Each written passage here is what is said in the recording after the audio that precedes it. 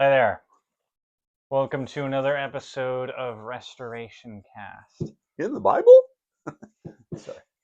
That's okay, Dad. This time we're going to be talking about a story that I think perplexes most people. Perplex. What a Yeah. great word. Must be in college. Yeah, and I think all of the stories that we've looked at so far are kind of this way. They're stories that people look at and they go, "What in the world? Why is that in the Bible?" But this one especially, I think. We finally made it to the New Testament. Well, look at us. Yep, we're going to be in Matthew chapter 21 this evening and Mark 11. Uh, When we so, started this semester, I told him, I said, do you think you can find 16 strange stories in the Bible? And here we are, almost at the end of the semester, and we're just now getting to the New Testament. And there's several in the New Testament. yes, that's true. And I avoided most of the ones that are about circumcision. So, Because we're trying to keep a PG rating. yeah, yeah, exactly. But yeah, this is one of those stories that most people read and they say, why is this? What's going on in this story? Particularly because it's a story about Jesus that seems very out of character. Yeah. And I think most of the time you can read a story like this one and just chalk it up to that person was having a bad day and they lost their temper or something along those lines, right? But this is about Jesus, and he doesn't really do that. So, Which leads me to a rather interesting. If you can be angry and sin not, mhm, can you have a mhm. temper and not lose it? I I think yeah, that seems to be the implication. However, this particular tree, if I'm going with the right story here, I think that it does kind of beg the question: was Jesus just having kind of a It bad day? it does, and Why pick on a tree? I don't know. He seems very temperamental in this story, and that's yeah a difficult thing to wrap your head around. I think because Jesus isn't usually temperamental, if ever temperamental. I think it Well, would. we assume that. Well, that's true, uh, but I think that's a fair conclusion to draw. Do you? Uh, Okay. I think the idea of being temperamental, uh, at least from the perspective of selfishly, I just Yeah. I'm Yeah, just having a definitely. bad day. I True. think that would hurt Jesus's perfection, right? Okay. And so I think there is an aspect to this of something has to be going on here below the surface, that it's not just Jesus, uh, you know, throwing a temper Losing tantrum. is cool. Exactly, because he's God, Yeah. And so But anyway, but but before you just run away from that, I think that does make a good point though, and maybe we'll probably cover it throughout. But mhm, and that is the human side of Jesus. mm, Yes, no, we don't want to assign anything fault, but at the same time, we know that in the garden he was stressed. mhm, We know that in in the temple that he got angry enough to toss tables. yes, So, I think we got to be careful. I think even with our own judgment of our own selves, sometimes I think we set our this level that is not really realistic because it's not really a righteous level. mhm, Jesus could get angry. Jesus could flip tables. He could curse storms. He could say some pretty bold things, blunt things. Brood of vipers, whitewashed tombs, those were not compliments. So I mhm. think we may. I'm not saying that we ought to let ourselves off the hook and not try, but I am saying that I'm wondering sometimes if we've got this Puritan kind of a concept in our mind that's not really what Jesus was about. Yeah. Um, in the book "The Jesus I Never Knew" by Philip Yancey, which is a great book, you should all read it.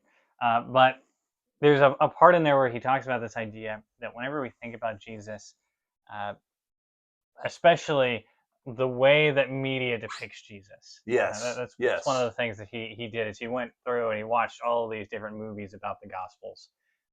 And Anyway, whenever we look at the way media depicts Jesus, it's almost always uh, he's almost this alien figure yes, who he yes, comes to Earth and he doesn't display the emotions that we do. right. He lives this life uh, where perfection means almost being robotic, Hmm. basically. Yeah, And then it comes as a huge shock whenever Jesus goes into the temple and he starts flipping tables, because all of a sudden, this man who never had any emotion before in his life is angry, right? And I imagine it was a shock, yeah, but I don't think it was for that reason, right? Uh, the thing that Philip Yancey says that's really interesting is he points out that whenever we read the Bible, what we actually see is a depiction of somebody who has more vibrant emotions than we do, yeah. not somebody who has True.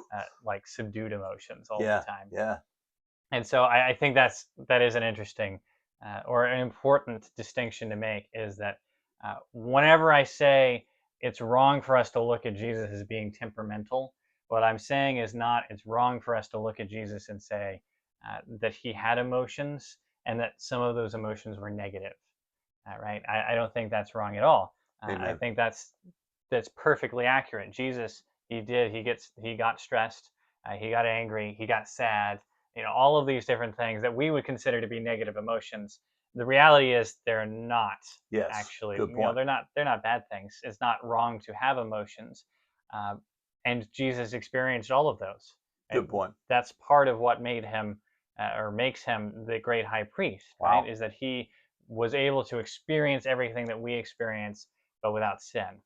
And so, whenever we talk about this story and Jesus cursing the fig tree, uh, we need to look at it from this perspective of maybe Jesus was angry, but he was never like selfishly Good. like Good point. thinking, man, I really wanted to eat. He's not having this childish moment Yes. Yeah. here. He could be both angry and he could have had a bad day. Hmm. We don't want to do that with Jesus. Jesus didn't have, yeah, he did. I mean, the garden scene's about as bad a day as you can have. Hmm. So sure, he had a bad day. But I want to, before I know you want to go, but I want to hear this. So if we can see that in God in the flesh, how much of that translates into the heavenly realm? Does Mm. God the Father have moments of anger, wrath? Evidently. Yeah. So again, I think that we just you got to really be careful. I've actually got on my phone because I do so much debating. I've got a series of things that I often put out there, and it's in my little notepad. But one of them is the confrontational Christ. And all I did is I went through scripture and I found a bunch of passages where he says things like, you brood of vipers, or he'll make the statement, I did not come to bring peace, but a sword, things of that. It's a long list. Hmm. But at the conclusion, I make the statement that, I don't know that we've really been taught an accurate version of Jesus at all, like your Philip Yancey book. You know, I think that we really have kind of minimized his human side, and we've kind of made him this mild mannered Messiah that doesn't have any whatever, except for those few times, like you say, Hmm. and so I think some of us in the back of our mind, we almost make him bipolar. Hmm. He did every once in a while, he kind of loses it, Yeah. but he doesn't lose it so far that he loses his divinity, you know. Hmm. Now, I think that this is a consistent character who had bad days, and there were times when he said some rather blunt things. That Hmm. doesn't mean they didn't need to be said, but anyhow, I'm going to turn the show back over to you now. All right. Yeah, I think the distinction really is about control, Good, right? very good. That there's not a point whenever Jesus loses control. Uh, we're actually this story directly abuts the story of A Jesus. butts. Another got to be in college word. Yeah, Can't believe your mother's letting you get by with that one. it's one of my favorites. It is a good one. But anyway, this story is directly A surrounded, budding. abutting, uh, by the story of Jesus flipping over tables in the temple, Oh, I didn't know that. right? Uh, and so we're going to read that story too. But I say all that to say, whenever we read both of these stories, we have to look at Jesus and basically say, yes, Jesus is angry. I mean, if he's not angry in the story with the fig tree, he's definitely angry in the story Yeah. where he flips over tables, Yeah. right? But there's this aspect of it that anger is always under control with Jesus. Right. And so it's not that Jesus loses his cool in the temple and he's just, seeing red and just starts flipping over tables, right? Right. It's not that. It's that Jesus, he's angry and he decides the best thing to be done about this is to start flipping over tables. And so he does. All right. It's all about that level of control. And I think that's a powerful point that needs to be applied, because we are told in Galatians chapter 5 that one of the, or part of the fruit of the Spirit is self-control. Mm-hmm. And so, can you have self-control and toss a table? Apparently. Yes, you can. But I think your point is right. I think there's two things here, if you allow me to add one. It's not just self-control, but I think it is also appropriate expression Mm-hmm. of what's the context deserves. Because there's other times, I mean, you think about it, adultery, prostitute, woman, just sleeping around, and you could see an appropriate response for Jesus saying, you need to get your life together, woman. Mm-hmm. But he doesn't, because he's got a bunch of self-righteous men who drug her in there half naked. And he Mm-hmm. sees the thing that's most important here is for her to be defended. And so he does that. But even in that, he does it appropriately. Mm-hmm. So I think you got a powerful point. Self-control. Let's talk about a withered tree. All right. Okay. You're such a boogerhead. You told me you're going to wait till the end of the semester. Yeah, I did. Well, I got to get my head out. Here's all of your questions. I don't know. You can take a screenshot of that. And you got to sleep outside tonight. all right. Jesus cursing the fig tree. We're going to look at Mark's account first. We will also look at Matthew. Hey, I'm blowing. I got Matthew up first. Okay. Sorry. Where are we at? This is Mark chapter 11, verses 12 through 25. Mark 11. These pages are so thin, Gabriel. You just got to give me a second. All right, I'm there. It says, on the following day, when they came from Bethany, he was hungry. And seeing in the distance a fig tree in leaf, he went to see if he could find anything on it. When he came to it, he found nothing but leaves, for it was not the season for figs. And he said, may no one ever eat fruit from you again. And his disciples heard it. And they came to Jerusalem, and he entered the temple and began to drive out those who sold and those who bought in the temple.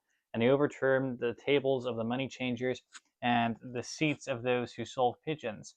And he would not allow anyone to carry anything through the temple. And he was teaching them and saying to them, is it not written, my house shall be called a house of prayer for all the nations? But you have made it a den of robbers. And the chief priests and the scribes heard it and were seeking a way to destroy him, for they feared him, because all the crowd was astonished at his teaching.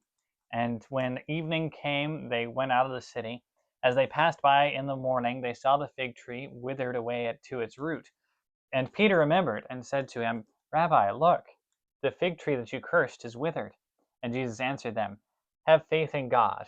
Truly I say to you, whoever says to this mountain, be taken up and thrown into the sea, and does not doubt in his heart, but believes that believes what he says, that what he says will come to pass, it will be done for him. Therefore I tell you, whatever you ask in prayer, believe that you have received it, and it will be yours. And whenever you stand praying, forgive if you have anything against anyone, so that your Father also, who is in heaven, may forgive you your trespasses. Wow. I had no idea that those two things abutted. I really didn't. But you're right. It does kind of sound like I'm hungry, tree's not making anything, curse that thing, and I'm in a bad mood. So let's go flip tables in the temple. Yeah. It kind of gives you that feel. It does kind of, yeah. But yeah, so here's my 3 problems with this story. Number 1 is, we haven't actually seen this yet, but we're going to see it in a second, is the 2 accounts of the story aren't the same. They happen in a different order. Wow. So we kind of have that question of why is the chronology of these two stories different whenever they're in fact the same story, Right. right? It's not like Jesus, both went and flipped tables in the temple and cursed a fig tree on the same day twice. I mean, I guess he could have, but that Probably seems not. a little bit uh, contrived, especially since he not only does both of those things, but then he has a conversation with the disciples about it, and the Yeah. conversation is the same in both cases, more or less, right? Yeah. And so you And kind of, uh, and I might add, I just saw this just tonight. It kind of sounds like that he stood at the gate of the temple and he wouldn't let anybody in who was selling anything. So he probably spent his day guarding the temple. mhm, So, you know, the idea of it happening twice is not likely. Go ahead. yeah. Um, Number two, you have why does Jesus do this at all, Yeah. right? Which is really what we started discussing at the beginning Well, that's of this typical of section. us. Yeah, yeah. And I mean, that's the really the if anybody has questions about this story, that would be it, right? Yeah. Why would Jesus do this? Uh, it seems very out of character for Jesus. And then what's the point? Yeah. Yeah. Yeah. Like most Bible stories you kind of read and you say, oh, yeah, that makes sense. Yeah. And even if it's something like Jesus clearing out the temple, that seems very out of character for Jesus, but we get it. Yeah. Nobody reads that story and says, why in the world would Jesus do something like that? Yeah. Maybe why is Jesus being so harsh? Uh, but we kind of intuitively understand that these people are doing something wrong and Jesus is correcting that. Yeah. The fig tree seems relatively innocent, being that it's a tree.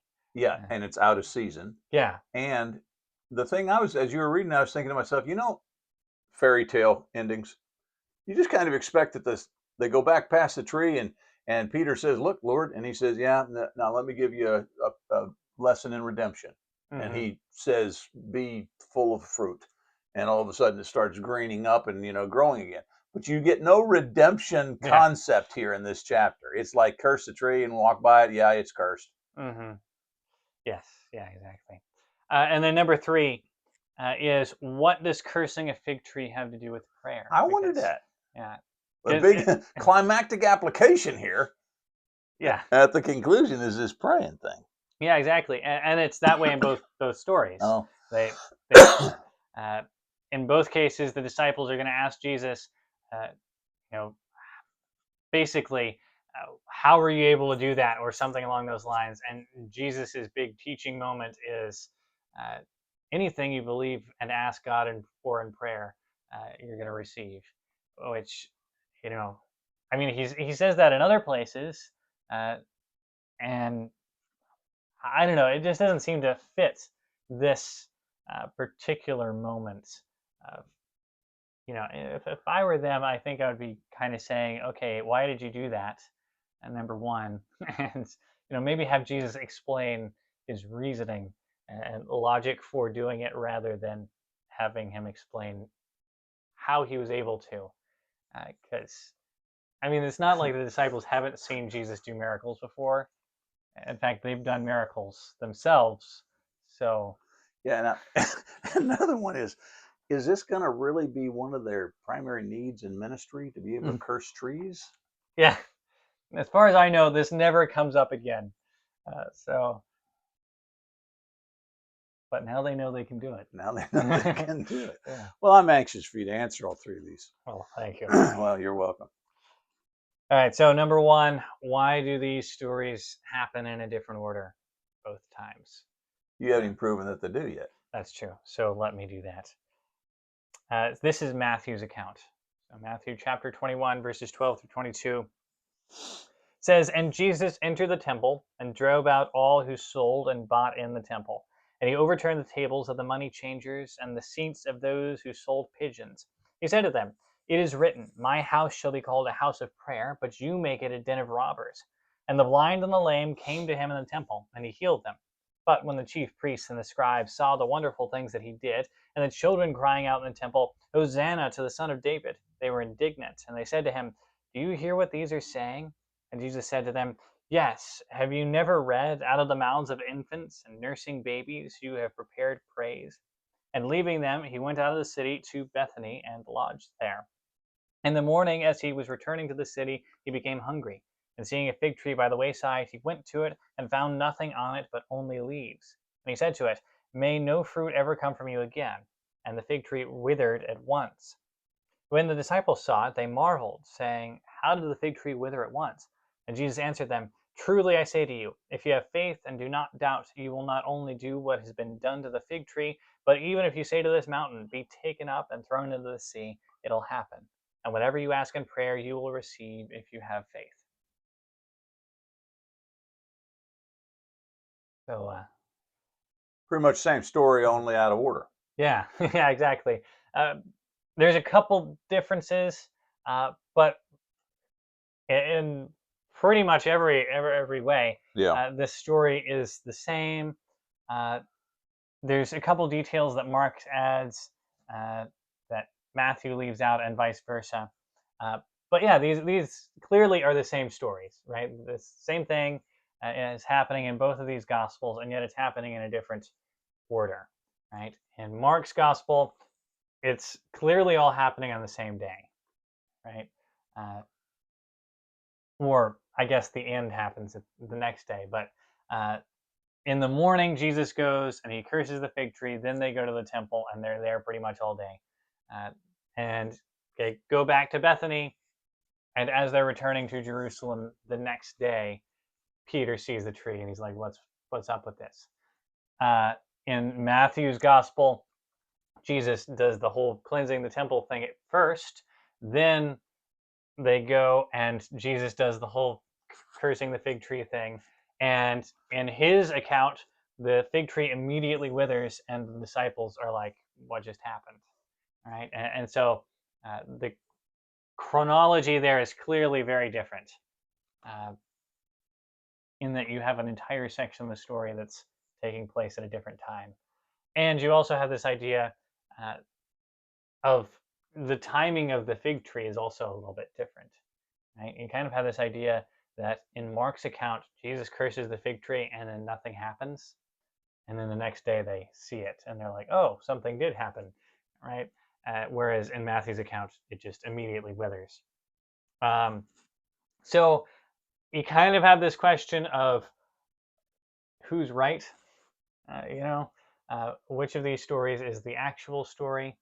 And also, if these stories are so drastically different, then uh, can I trust either of them? Hmm. Right. Um, and that's kind of a complicated question. I think most Bible scholars would agree that Mark is the actual, like, chronologically accurate account. So Mark probably was written first, and Matthew and Luke seem to have been based on Mark's account, at least partially. That they seem to kind of use Mark's timeline for things, and so Matthew and Luke will disagree on when certain events happened, but they never disagree with each other and also Mark at the same time, if that makes sense. Uh, Obviously, they occasionally disagree with Mark, but they never all three disagree.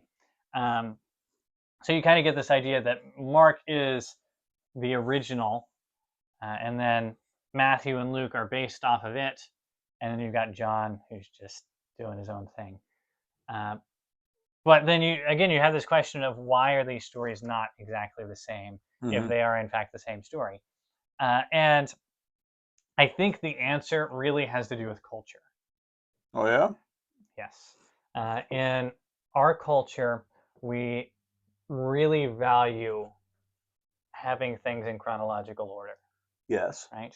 If I tell you a story, uh, it's usually pretty important for me to get all the details right, first of all. And then, secondly, to get all of them in the order that they actually happened. And if I remember something later on that happened during the story, I don't just stick it in there, right?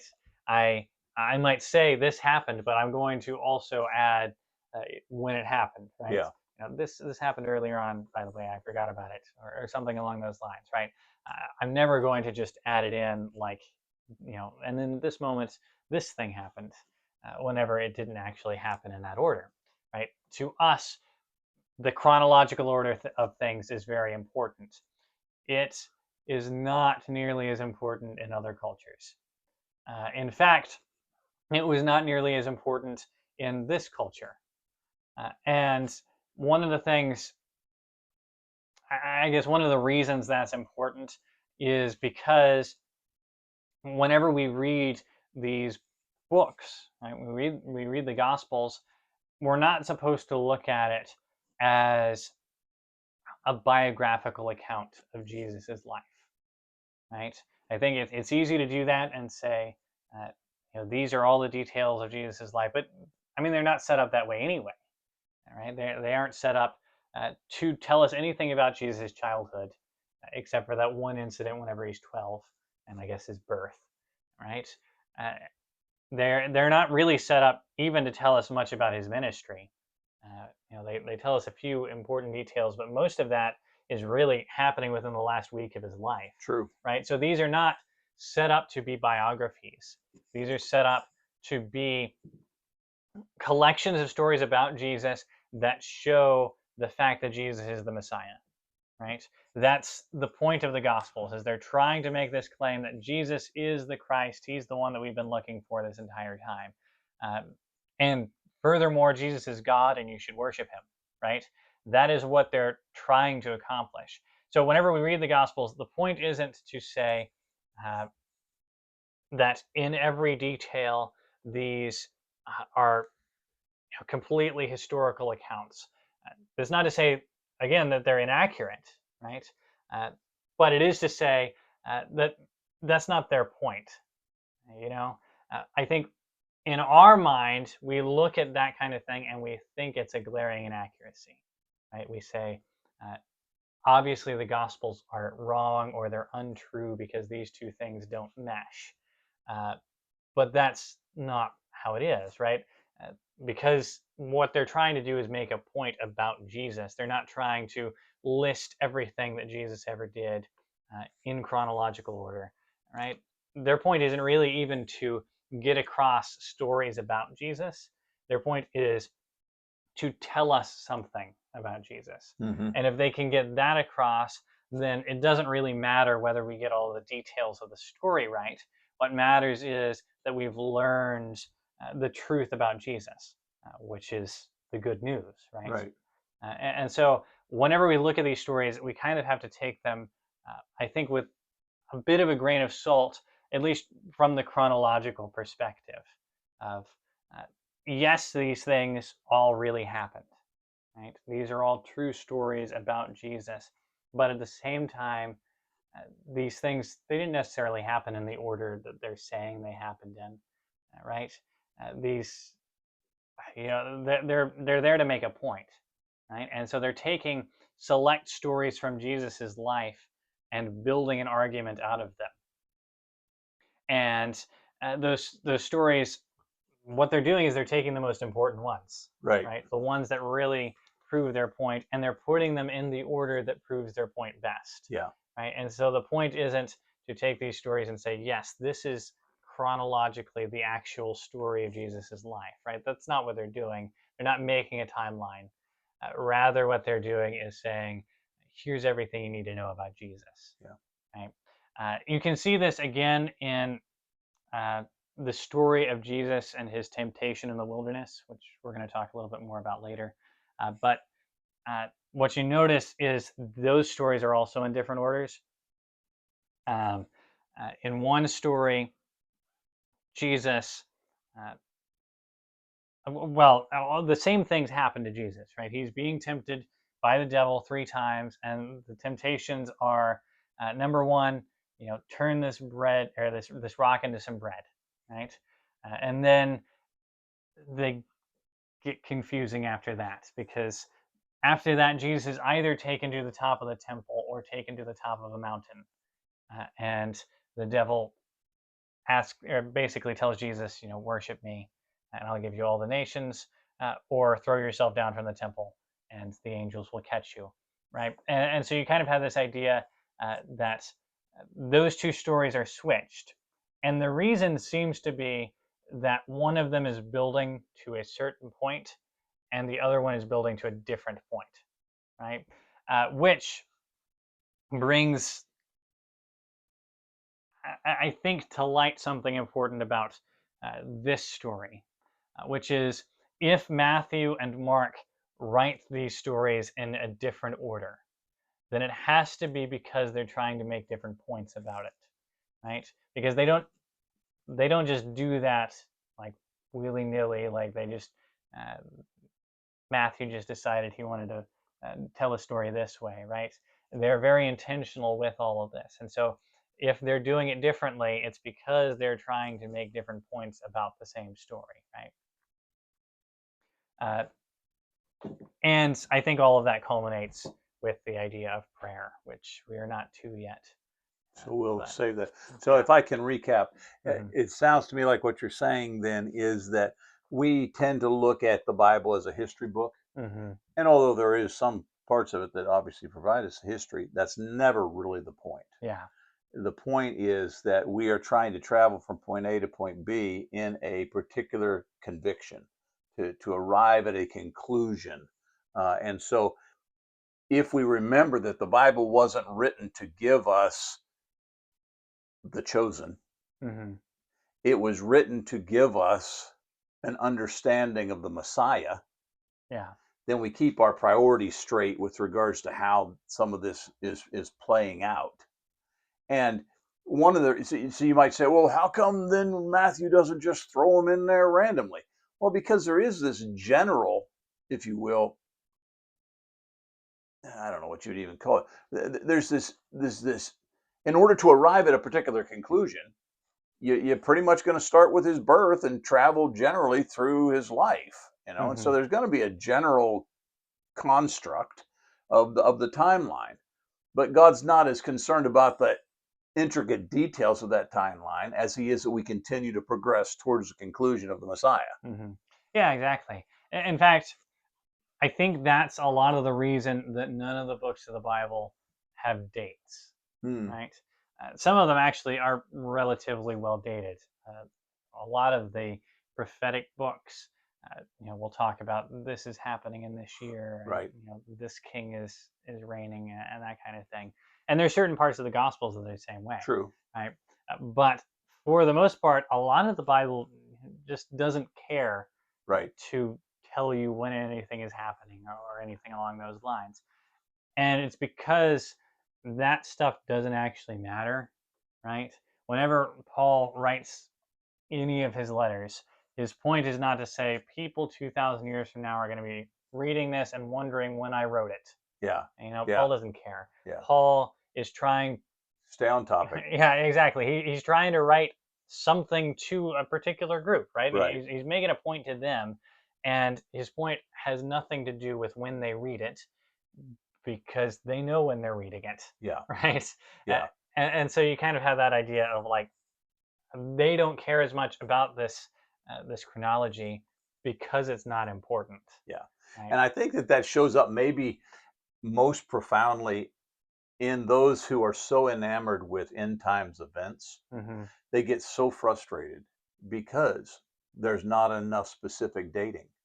Mm-hmm. you know and they want that so very badly that they actually, and I know many of them, they actually will construct their own dating system Mm-hmm. that doesn't necessarily have to follow, given the fact that that's not the point. Yeah. The point is he's coming and we need to be ready. If he Why would he give us the parable of the virgins? you know Mm-hmm. some are ready, some are not. It seemed like that's a ready-made story for us to have a timeline drawn out in specificity so that we know exactly dot dot dot dot dot. But he doesn't do that. All he really does in that story is to say some are prepared, some are not. Yeah. Because my point is not to give you a history lesson or a timeline. My point is to give you a application. I'm coming. Be ready. Yeah, exactly. The Bible is a theological book that has a lot of history in it. Hmm. It's not A really a history book historic. that Yeah, it's has not. a lot of theology in it. Yeah, exactly. Yeah. And so whenever we read the Gospels, it's important that we treat them as theological texts Good point. rather than historical ones. I think there is a lot of historicity to them, and I think they are very accurate. but at the same time, it's important that we look at them and say, this is supposed to teach me a truth about God, not about some time in history. Yeah. Right? And if it weren't that way, why in the world give us four accounts Yeah. of the same thing? You know, Mm-hmm. the four gospels. Just give us one. We got it. We move on. Yeah, No, exactly. because all four of them are trying to convince us of the Messiah in four different approaches. Mm-hmm. All right. So problem number 2: why does Jesus do this? Yeah. Yeah, and part of the problem with this whole thing, uh, I mentioned we were going to look at Jesus' temptation. Part of the problem with this whole thing is the idea that Jesus is using his miraculous powers selfishly, right? So in Luke chapter 4, you get the temptations of Jesus, and that brings up a really interesting point about that whole idea, I think. So Luke 4, 1 through 4 says, And Jesus, full of the Holy Spirit, returned from the Jordan and was led by the Spirit in the wilderness for 40 days, being tempted by the devil. And he ate nothing during those days, and when they were ended, he was hungry. The devil said to him, If you are the Son of God, command this stone to become bread. And Jesus answered him, It is written, Man shall not live by bread alone. Right? That's all we're going to look at, because this is the important one. I mean, they're all important, but kind of what you see is there's nothing actually wrong with Jesus making bread out of a stone, right? Right. There's nothing morally wrong about that concept. In fact, Jesus is going to use his miraculous powers to create food at other points, right? He's going to feed 5,000 people. Uh, he's going to feed 4,000 people later, right? You get this idea that the point isn't to say Jesus cannot make a rock into bread. That's sinful for some reason. The point is Jesus is being asked to use his miraculous powers selfishly, right? And prompted by Satan to do And it. that's true, yeah.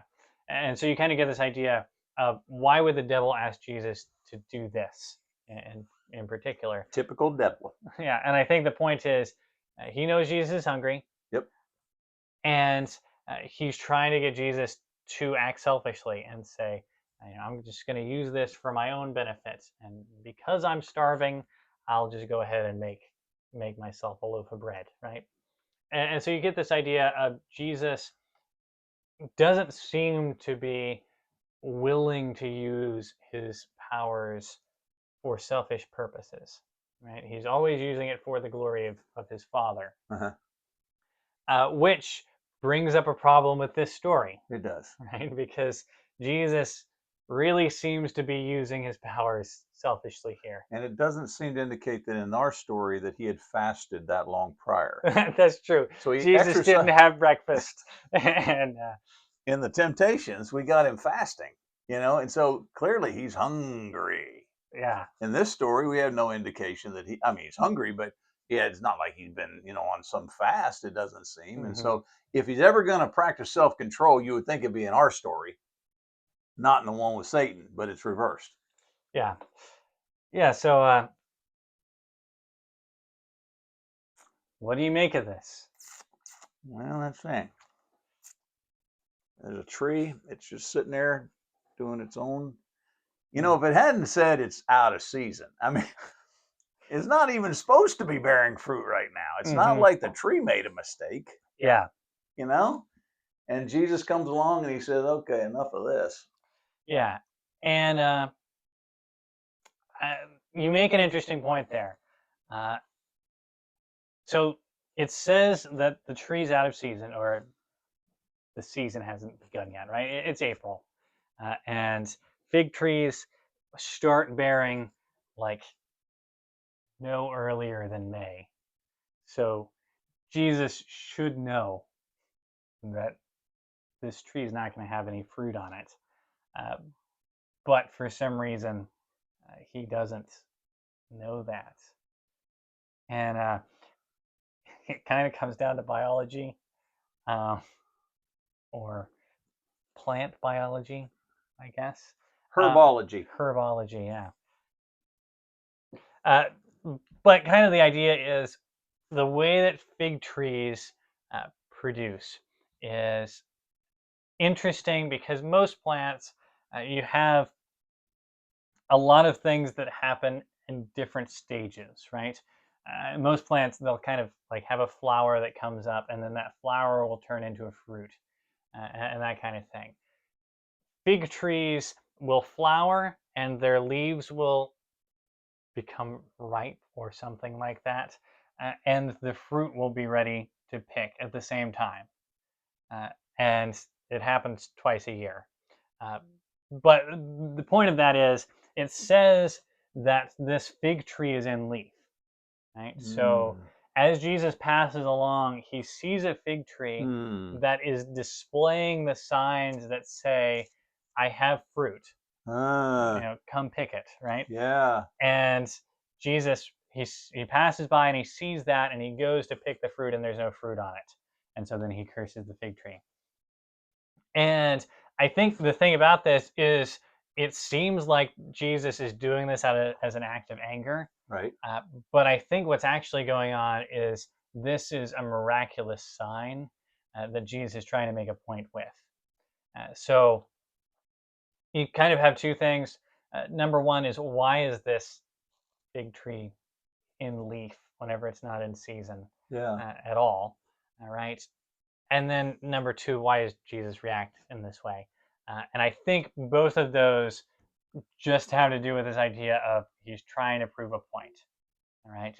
God is the one that puts a fig tree right there along the path that is going to be, displaying the sign that it's ready for harvest way before time. Uh, and Jesus, in recognizing this, goes and he makes a point about uh, really about Israel with the fig tree, right? And the point seems to be that Israel is a little bit like this fig tree, right? That they are people who have been displaying this sign of righteousness, right? They're trying to look like they are God's people because they're chosen by God, all right? And so they're trying to act like they really are God's people, but they're not bearing fruit, right? They're not actually doing the things that God wants them to do. And so Jesus basically says Israel is like this tree, that you pass by and you see Israel and they look good. Yeah. They look like they're following God, but whenever you actually look into it, you actually look at the situation, you see they aren't. Yeah. They are not bearing fruits at all. And so I think that's kind of the idea. You also get a little bit of this idea that the point at which Israel would be able to bear fruit hasn't come yet, right?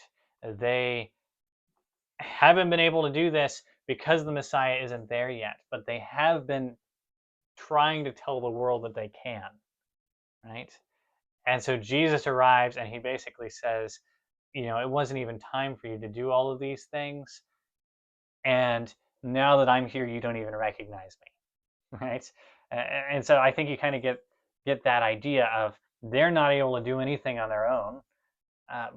But whenever the one person who could actually help them to accomplish this fruit bearing, whenever he shows up on the scene, they reject him. Yeah. And I think that's kind of the idea is Israel is not as capable of bearing good fruits as they think they are, Mm.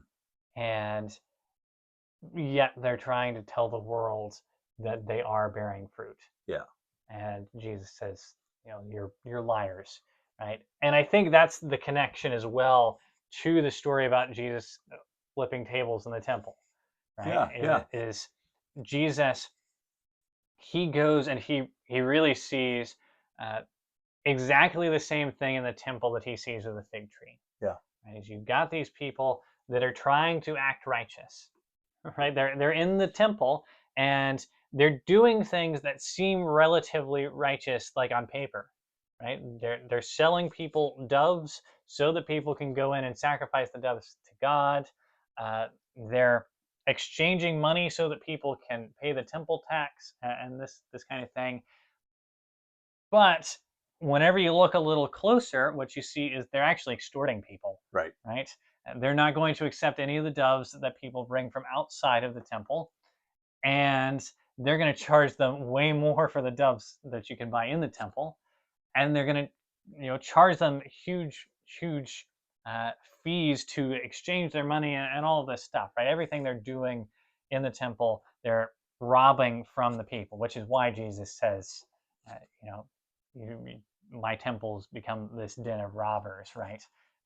He means that literally, Right. you know, Yeah. and so you kind of get this idea that these people on the surface look good. Right? You read the story, and it kind of seems like, why would Jesus do this? They're providing a public service, right? Uh, and what you see is they're not actually that good under the surface, Yeah. right? And so that, False advertisement. yeah, exactly. So you're seeing the same thing in both of these cases, that the people in the temple are just like this fig tree, And and I'm not so sure, but what the church today is very similar. I was thinking mhm, as you're talking about that, basically they had institutionalized the temple. Jesus mhm, says it's supposed to be a house of prayer. They had made it into a business. They mhm, had made it into an institution, and it was all pretty well, lined out. I mean, somebody coming from a distant city, they didn't even bring their animals. I mean, we'll just get there, we'll just kind of run to the ATM, if you will, and buy us a dove or whatever. And like you say, they were extorting them for doing that. And I mhm, think the church today basically does the same thing. I know our elders would not think of it as extortion, but the idea that we pass the plate every Sunday and there's not really a need, we're just going to put that money in the bank account for a rainy day. That's extortion. mhm. And I think that when you see that, we are trees advertising righteousness, but we have none. It's not unlike what Jesus says about whitewashed tombs. Yeah. You know, we are whitewashed with dead man's bones inside. Okay, now back to your tree then. Here it is. It's in leaf. It's advertising the season, that's coming and all of those kind of things. And yet there's no fruit to be there. And I think there, and you're probably going to make it here in a second, but I think there's something to be said with Peter, the mouthpiece for the disciples. He's going to recognize. He says, according to Mark, hey, look at there, the tree that yeah, it really is dead. Mhm, Meaning that the disciples get something of the point that mhm. perhaps we're missing as we look at this, wanting to make it into some kind of a selfish moment for Jesus. Yeah. Yeah, and I think part of the application too is, uh, it's not necessarily about extortion. And it's not that we constantly are robbers in the temple or anything like that. It's just this idea of, we advertise that we are Jesus's followers, Hmm. and then do we actually display anything that says Yeah, this is true, yeah. right? I think a lot of Christians will profess to being Christians if you ask them, but you can't actually tell any difference in their life, No, they right? look just like the next guy sitting at the ball game. Hmm. Or, yeah, I think you're right. I think that it causes us to look very hypocritical because you're right. We're advertising on our marquees that we are all this holy whatever. And yet, I have trouble picturing Jesus in the pulpit of any congregation that I'm familiar with. When he looks Hmm. out upon all of the yuppie Christian context, sitting in rows facing the back of the head of the fellow in front of him, and all that we have accumulated to ourselves. I just don't think Jesus could stand it. I don't think he would be there. I don't, and I'm not sure that we'd welcome Jesus honestly into many of our pulpits because Hmm. he's just too blunt. Yeah, I think you're right about that. So for the final portion of this, we kind of have this question of, why does this bring prayer to Jesus's mind, right? And I think really this is a culmination of a lot of things that we've been talking about up until this point, right? And so we get to this this idea of prayer. And I think this is where the distinctions between the two stories really uh, shine, I Okay. guess. So in Mark's account, you have this difference, other than the, you know, chronology. Uh, this is Mark 11 verses 24 and 25. Really, 25 is the distinction, but I wanted to get a little context. It says, "Therefore I tell you, whatever you ask in prayer, believe that you have received it, and it will be yours. And whenever you stand praying, forgive if you have anything against anyone, so that your Father also who is in heaven may forgive you your trespasses." Right? Matthew doesn't say anything about forgiveness whenever he writes his end of the story. Right? What Matthew does mention is this. This is verses 14 through 16. "The blind and the lame came to him in the temple, and he healed them. But when the chief priests and the scribes saw the wonderful things that he did, and the children crying out in the temple, 'Hosanna to the Son of David,' they were indignant." There's a little more that Matthew adds, but that's the bulk of it. So you get this idea of Mark wants to emphasize this idea of forgiveness, Okay. whereas Matthew wants to emphasize this idea of Jesus healing people, uh, which is interesting why they would add those two particular parts. I think that really shows the difference in the applications that they're trying to get from this whole prayer thing. I think the point is Peter, in Mark's account, he notices the fig tree has withered, and he asks Jesus, and I think Jesus's point is pray that you won't be like this fig tree, right? I think Jesus is basically saying all of us have a little fig tree in us, you Okay. know, and all of us are people that profess to be followers of Jesus. We profess to have these good works, and we don't actually bear fruit all the time, Yeah. Yeah. right? And I think Jesus is basically saying, but there's forgiveness for that too, right? If you ask God, He will forgive you for those things. And in fact, you ought to be offering that forgiveness to other people as well, right? Whenever other people aren't what you expect them to be, whenever they're not as good as you had hoped, uh, offer forgiveness for those people as well. I think Jesus' point in Mark is you are like the fig tree. Everybody's like the fig tree, right? Israel was like this, but I think the disciples are like it a little bit too, right? And in fact, that's kind of Peter's whole thing, is that whenever push comes to shove, all of these brash moments of Peter saying he's going to do great things for Jesus, whenever it all comes to a head, Peter isn't willing to do any of those things. He denies Jesus, right? Peter is just like this fig tree, and yet Jesus says there's forgiveness for you too, right? And I think that's Mark's point. Matthew's point, I think, has to do with this idea of Jesus healing uh, the blind and the lame in the temple. What seems to be happening is Jesus has been flipping over tables, and he's cast out the money changers and the people that are selling doves and all of this stuff, the people that are robbing the poor. And Jesus, as soon as he has done that, starts healing people in the temple. And the implication seems to be these people were already here, right? They have come to actually worship God, and their worship has been distracted by all of the buying and selling and bartering and all that stuff that's going on in the temple. And so Jesus basically he casts all of these extortionists out, and then he focuses on the people that are actually there for the proper purpose. And in fact, you can kind of see that in what Jesus says.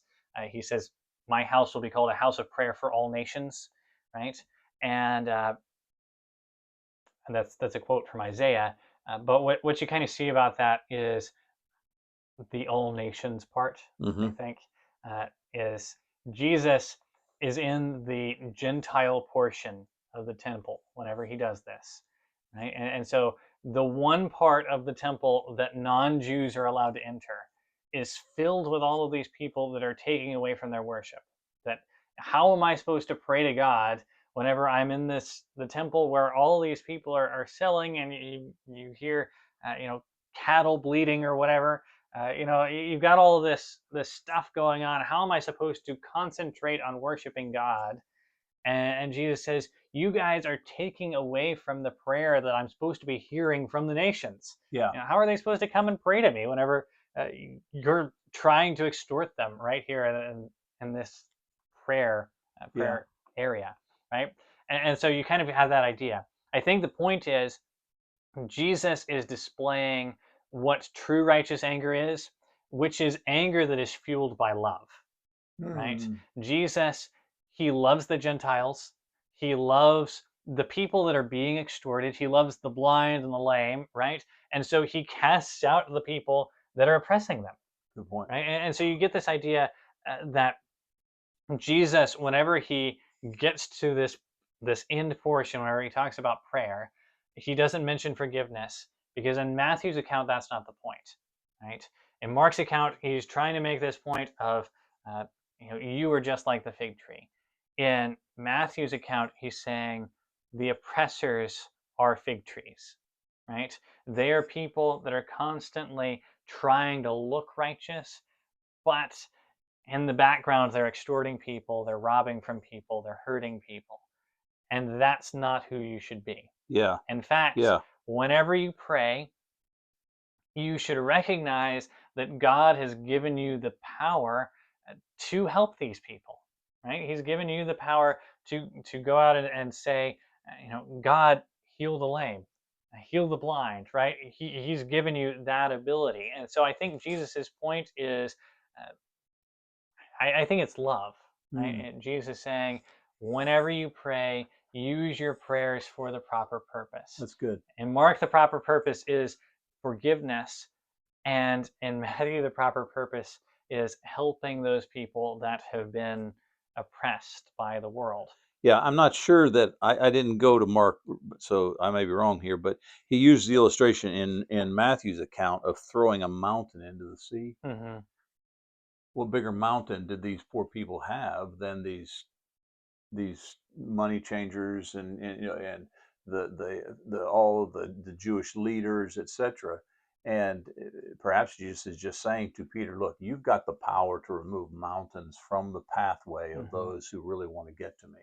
Yeah, yeah, exactly. You have this idea that these money changers and all these people, the oppressors, they are trying to stand in the way Yeah, of yeah, people getting to God, right?